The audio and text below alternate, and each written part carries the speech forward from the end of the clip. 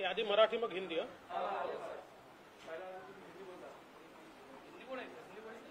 नसलं तरी घ्या.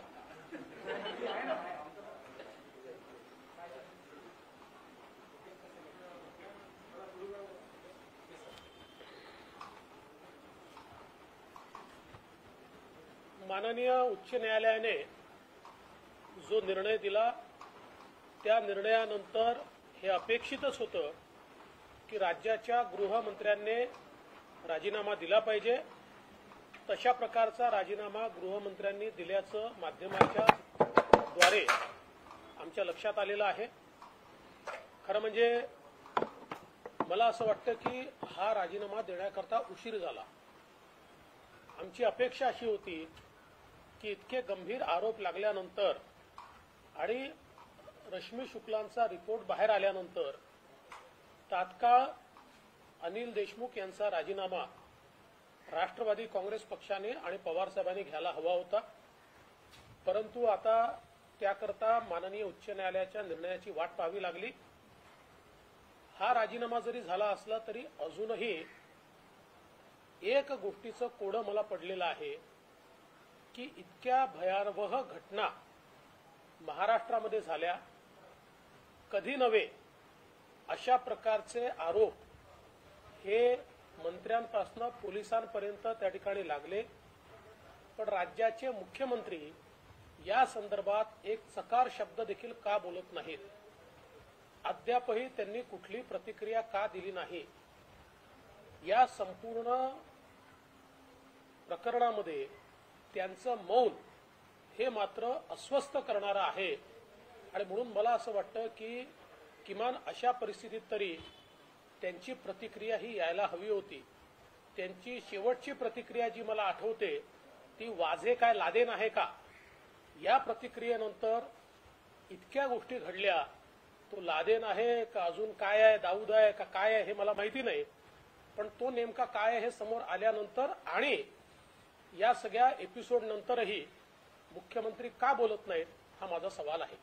सर, ते वक्तव्य केलं आणि ते अंगलट आलं आणि गृह खात्याचा कारभार देखील लोकांच्या समोर आला म्हणून मुख्यमंत्र्यांनी सोयीस्कर म्हणून स्वीकारलं. असं असतं की शेवटी राज्याचे प्रमुख मुख्यमंत्री असतात आणि अशा परिस्थितीमध्ये जेव्हा परिस्थिती अडचणीची असते, जेव्हा आपण स्वतः आपलं सरकार अडचणीत असतं, अशाही परिस्थितीमध्ये त्या परिस्थितीला फेस करून मुख्यमंत्र्यांनी लोकांना आश्वस्त करायचं असतं की हो ठीक आहे, चूक झाली असेल तर आम्ही ती सुधारू किंवा आमचं याच्यावर हे म्हणणं आहे. अशा गोष्टी मुख्यमंत्र्यांच्या माध्यमातून समोर यायला पाहिजे. पण तशा आलेल्या दिसत नाहीत.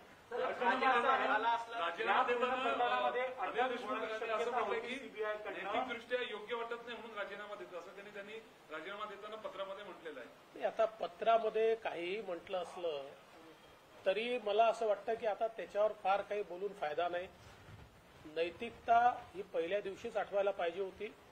पण ती आता जरी आठवली असेल माननीय उच्च न्यायालयाच्या निर्णयानंतर तरी देखील नैतिकता कधी आठवली तर त्याचं स्वागतच केलं पाहिजे. सर, प्रश्न असा आहे की सीबीआय यामध्ये एफआयआर घेईल, सिटिंग मिनिस्टर अरेस्ट होणार आहे असं दिसलं म्हणून हा राजीनामा घेतला गेला. एक दुसरा असा आहे की सीबीआय चौकशी करेल पण आर्थिक गैरव्यवहार झालेला आहे त्यासाठी ईडीची एंट्री यामध्ये आपण नाकारता येणार नाही. पहिली गोष्ट तर अशी आहे की सीबीआय कोणाला अरेस्ट करेल किंवा करणार नाही या संदर्भात सीबीआय स्वतः सांगू शकेल. पण एक सिटिंग होम मिनिस्टरच्या संदर्भात जेव्हा सीबीआय इन्क्वायरी कोर्ट सांगतं त्यावेळी त्यांना त्या पदावर राहताच येत नाही. कारण एक प्रकारचा कॉन्स्टिट्यूशनल कॉन्फ्लिक्ट हा त्यातनं निर्माण होतो की एक एजन्सी अशा पदावरच्या व्यक्तीची चौकशी कशी करेल की जो स्वतः ते जे काही गुन्हे आहेत त्या गुन्हे घडण्याच्या संदर्भात इन्व्हेस्टिगेशनचा कस्टोडियन आहे. त्यांची चौकशी ते कशी करतील. आणि म्हणून मला असं वाटतं की आता पर्यायच उरला नव्हता राजीनामा देण्याच्या शिवाय.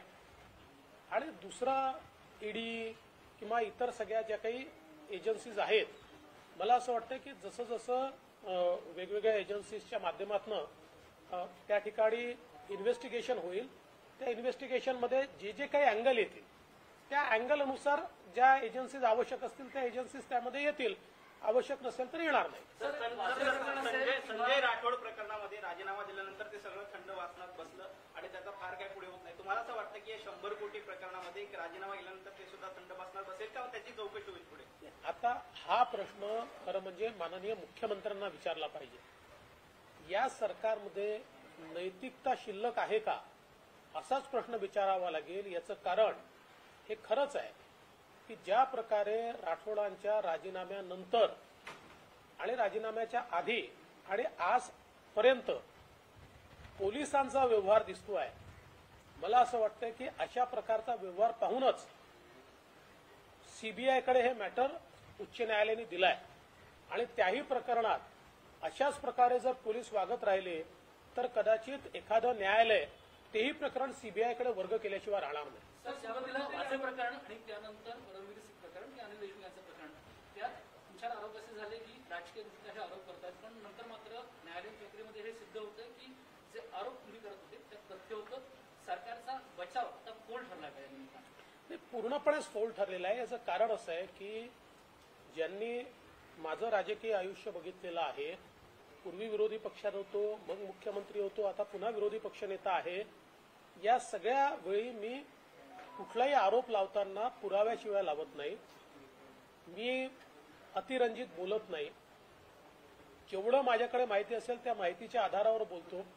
मी कायद्याचा पदवीधर असल्यामुळे जेवढा कायदा मला समजतो त्या कायद्याच्या आधारावर बोलतो आणि म्हणून या संपूर्ण प्रकरणामध्ये माझी भूमिका कोणीही तपासून बघितली तर मी ती कायदेशीर मांडत होतो, पुराव्यांच्या आधारावर मांडत होतो आणि मला उत्तर देणारे मात्र टोलवाटोलवी करत होते. मला उत्तर देणारे माझीच चौकशी करू अशा प्रकारच्या वल्गना त्या ठिकाणी करत होते.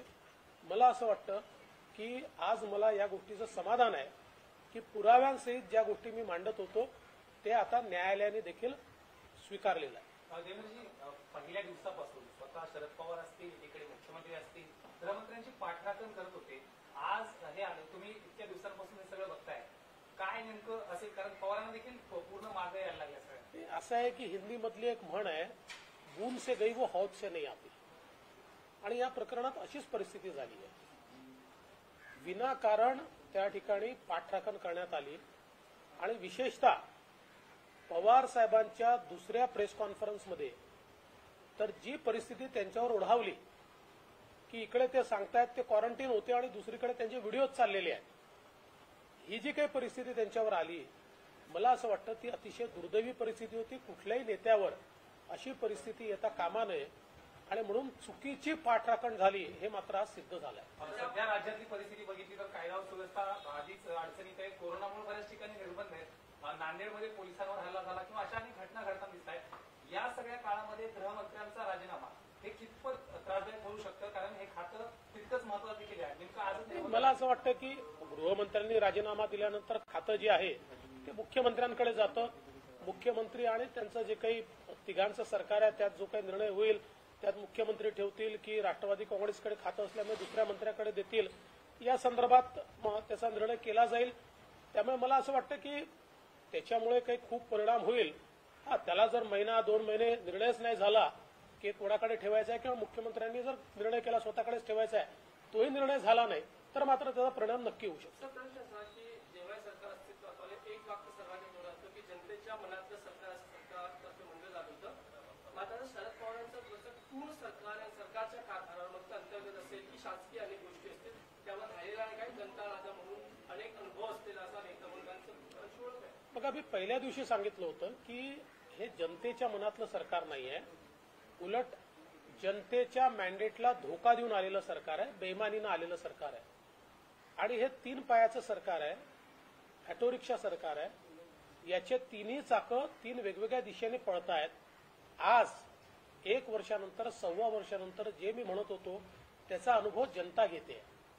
ज्या प्रकारे 3 पक्ष आपापला अजेंडा चालवत आहेत, कुठलाही समन्वय नाहीये. या राज्यामध्ये एक मुख्यमंत्र्यांच्या ऐवजी प्रत्येक मंत्री स्वतःला मुख्यमंत्री समजतो. प्रत्येक पक्षाला आपली जागीर अशा प्रकारे महाराष्ट्र वाटतो. ही जी काही अवस्था या ठिकाणी आली आहे, मला असं वाटतं आता जनतेला देखील हे लक्षात आलेलं आहे की हे सरकार कशा प्रकारे 3 पायाचं सरकार 3 वेगवेगळ्या दिशेला चाललंय आणि यात भरडली जाते ती मात्र जनता भरडली जाते. शरद पवारांचं अपयश नाही, आता अपयश आणि यश या संदर्भात काही मी फार मूल्यमापन करणार नाही, पण मला असं वाटतं की ते स्वतःच याचं मूल्यमापन निश्चित करत असतील की त्यावेळेस घेतलेला निर्णय योग्य होता की अयोग्य. 100 कोटीच्या सगळ्या ट्रान्झॅक्शन मध्ये आरोप फक्त गृहमंत्र्यावर झालेला आता सध्या तरी, पण येत्या काळात शिवसेनेचे असतील किंवा काँग्रेस असतील अनेकांमध्ये काही हा वाटा जाणवता का, याबद्दल देखील एक चर्चा होते. पुढच्या काळात कशा पद्धतीने हे सगळं बघताय? बघा, जी माहिती माझ्याकडे आहे त्या माहितीच्या आधारावर याच्यामध्ये अनेक नावं भविष्य काळात उघडकीस येणार आहेत. बरीच नावं त्याच्यामध्ये येतील, एकटे अनिल देशमुख असणार नाहीत, अनेक लोक त्याच्यामध्ये येतील, पण हा इन्व्हेस्टिगेशनचा भाग आहे. माझ्याकडे जी काही माहिती आहे ती माहिती खरी समजून मी बोलणं हे योग्य नाहीये. इन्व्हेस्टिगेशन होऊ द्या, पुराव्यासहित माहिती बाहेर येऊ द्या, त्यातनं अनेक गोष्टी आपल्या लक्षात येतील. सर, जनतेकडून चर्चा सुरू झालेली आहे की शिवसेनेच्या मंत्र्यांचा राजीनामा झाला, अनेक प्रकरणं बाहेर आली, आश्वासन दिले. आता विरोधी पक्षाच्या टार्गेटवर आता काँग्रेस नाही, असं आम्ही कुठलेही टार्गेट ठेवत नाही किंवा कुठल्याही पक्षाला व्यक्तीला टार्गेट करून आमचं राजकारण नाही आहे. आमचं टार्गेट एकच आहे, महाराष्ट्राची प्रतिमा जी पूर्णपणे खराब होते आहे, देशातलं उत्तम पोलीस असलेलं महाराष्ट्र पोलीस आणि मुंबई पोलीस यांची प्रतिमा जी डागाळली जाते आहे, ती प्रतिमा पूर्ववत आणण्याकरता जे जे करावं लागेल आणि ज्याच्या ज्याच्या मागे लागावं लागेल ते आम्ही करू आणि त्याच्या मागे लागू. राजीनामा झाला दिल्लीमध्ये, तुम्ही म्हणाला की वाजेंचे सरकारमध्ये हँडल करून ते शोधायला पाहिजे, अजूनही काही हँडल बाकी आहे? माझं मत असं आहे की अजूनही काही हँडलर्स बाकी आहेत. संजय राऊत यांनी अशी प्रतिक्रिया दिली की हा सरकारशी संबंधित विषय न्यायालयाचा निर्णय मी वाचला नाही म्हणून मी प्रतिक्रिया देणार नाही.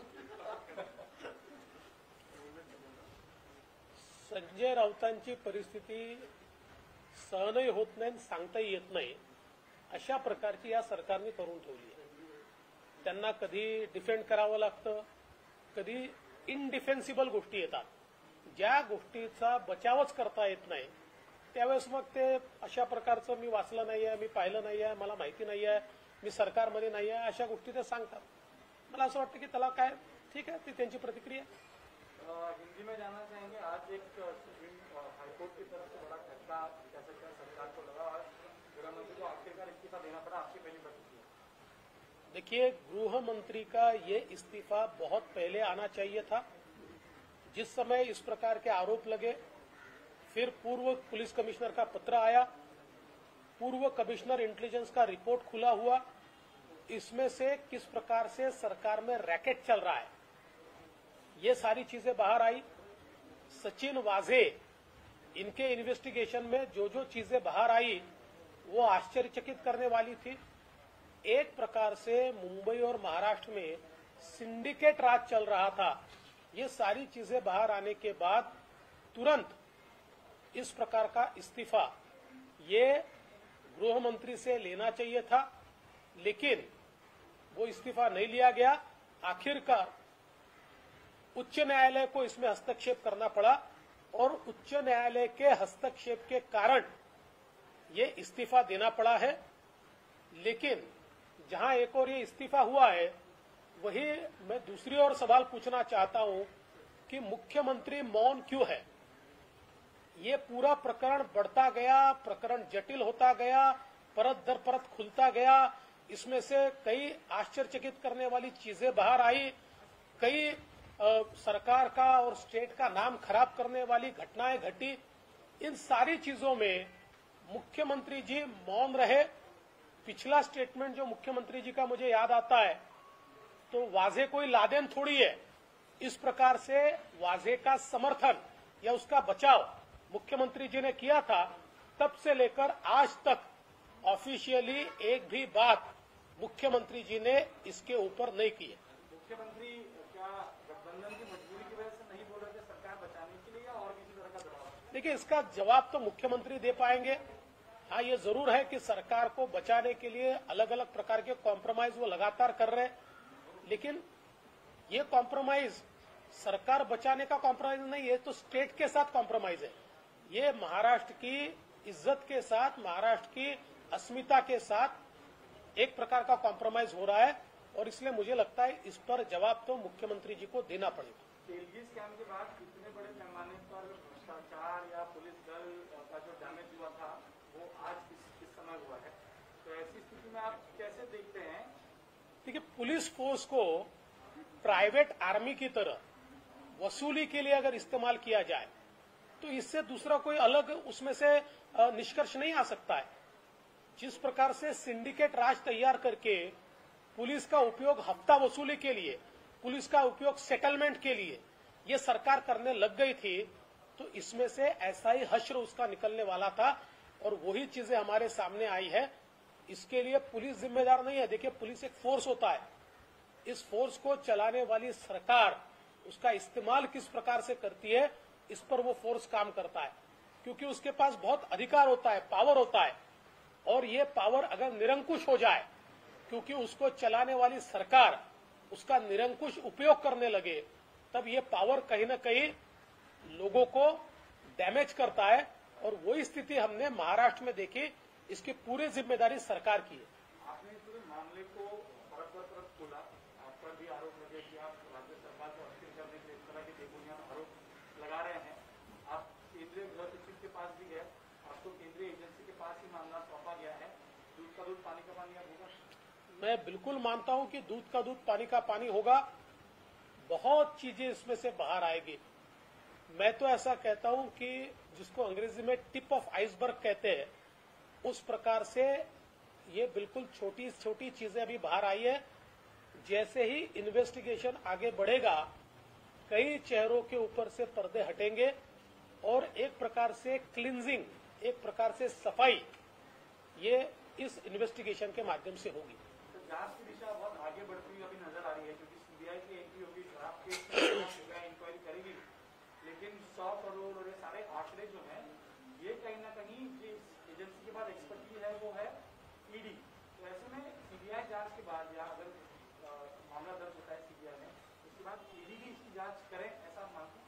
देखिए, सीबीआई जब जांच करती है, कोई भी एजेंसी जब जांच करती है और इस जांच के समय ऐसा ध्यान में आया कि उसमें मनी लॉन्ड्रिंग हुआ है, पैसे का लेन देन हुआ है, या पैसे को एडजस्ट करने की बात हुई है, या काले पैसे को सफेद करने का प्रयास किया गया है, या फेमा फेरा इस जैसे कानूनों का उल्लंघन हुआ है, तो ऑटोमेटिक ऐसे मामलों में ईडी स्टेप इन होती है।